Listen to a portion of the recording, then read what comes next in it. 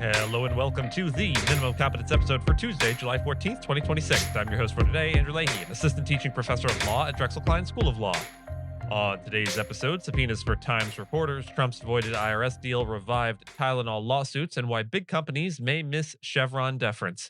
Let's remember, were it left to me to decide whether we should have a government without newspapers or newspapers without a government, I should not hesitate a moment to prefer the latter. And read today's legal news. On this day in legal history, July 14th, 1798, Congress passed the Sedition Act, the most notorious of the four laws known collectively as the Alien and Sedition Acts. The Sedition Act made it a federal crime to write, print, utter, or publish, quote, any false, scandalous, and malicious writing against the government of the United States, the Congress, or the President, with the intent to defame them or bring them into disrepute. In plain terms, it criminalized criticism of the government. The context was a Federalist administration under President John Adams, gripped by fear of France and of domestic dissent and eager to silence the opposition press aligned with Thomas Jefferson's Republicans. And that's exactly how it was used. Federal prosecutors went after Republican newspaper editors and even a sitting congressman, securing convictions for the crime of harsh political speech. Notably, the act was written to expire in 1801, conveniently the moment Adams' term would end, so that it could be wielded against his critics but would not outlive his own hold on power. The reaction was fierce and consequential. Jefferson and James Madison drafted the Kentucky and Virginia resolutions, arguing the act was unconstitutional, and the ensuing backlash helped sweep Jefferson into the presidency in 1800. Once in office, he pardoned those convicted under it. The Sedition Act was never tested at the Supreme Court, but history rendered its verdict. More than a century and a half later, in New York Times v. Sullivan, the court looked back and declared that the act's assault on free expression had been repudiated, quote, in the court of history, using it as a touchstone for modern First Amendment law. The lesson of July 14, 1798 endures even if we're not really listening to it right now. Laws that punish criticism of the government are almost always tools of the powerful against their critics, and a free press is most necessary precisely when the state would prefer it be silent.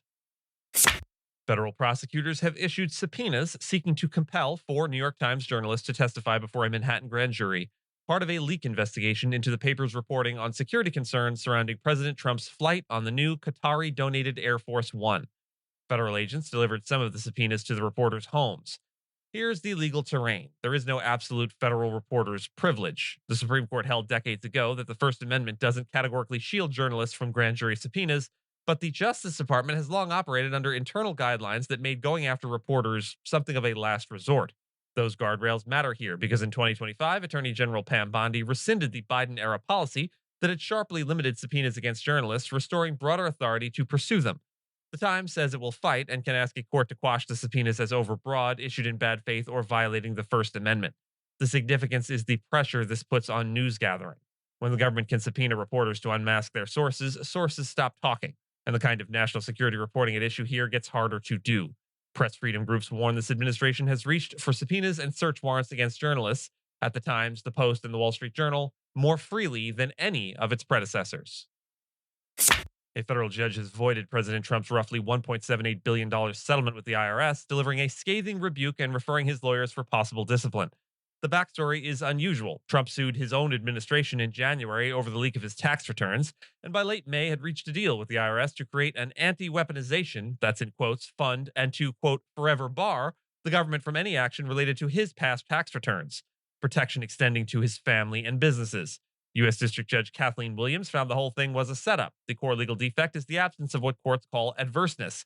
Federal courts can only decide genuine cases or controversies, real disputes between real opposing parties. Here, Judge Williams wrote, quote, there was never adverseness between the parties, there was never a case or controversy, and there was never a question as to who would prevail, because Trump was effectively suing himself with his own Justice Department on the other side agreeing to lose. She found the case was brought for an improper purpose to get a court stamp of legitimacy on a settlement with no basis in law or fact. She sanctioned Trump's attorneys and referred one, Alejandro Brito, to the Florida bar and suggested acting Attorney General Todd Blanche should face discipline too.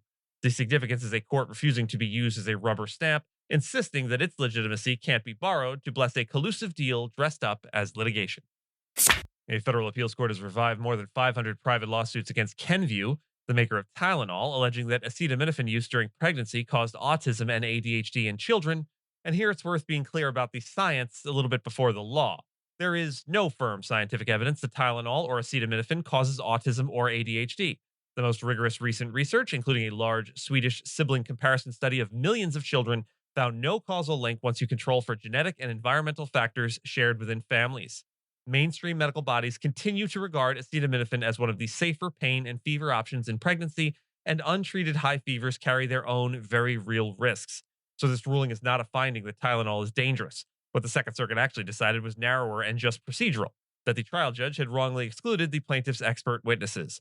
Under the rules governing expert testimony, judges act as gatekeepers, admitting expert opinion only if it rests on reliable methodology.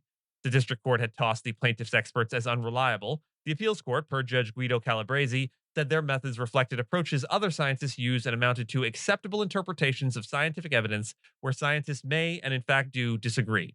Crucially, the court stressed it was not deciding whether Tylenol actually causes these conditions, full stop. The significance is about who weighs contested science. The ruling lets juries, not just judges, hear the dispute, which is a real win for the plaintiffs procedurally, even though the underlying causation case remains, on the current evidence, quite weak. And finally, in my column for Bloomberg Tax this week, I take on a counterintuitive idea that big corporate taxpayers may come to miss the boring, predictable world of administrative tax law now that the Supreme Court has overruled Chevron deference. My argument, in short, is that a weaker IRS and Treasury is not the unalloyed win a lot of multinationals may assume it is. Here's the setup. For 40 years under Chevron, courts deferred to a federal agency's reasonable interpretation of an ambiguous statute. With Chevron gone, courts no longer have to defer to Treasury's reading of the tax code just because the statute is vague and the agency has expertise. A lot of corporate taxpayers cheered that. Less agency power sounds like more freedom. But my point is that killing Chevron did nothing to remove the underlying ambiguity in the tax code. It just moved the job of resolving that ambiguity to a different desk. And there are only two other desks it can possibly land on, and I don't love either one for a company that wants predictability. The first desk belongs to the courts. If Treasury can't issue as many binding prospective rules, then more of these questions get resolved through litigation, case by case, on particular records, often years after the transactions are done.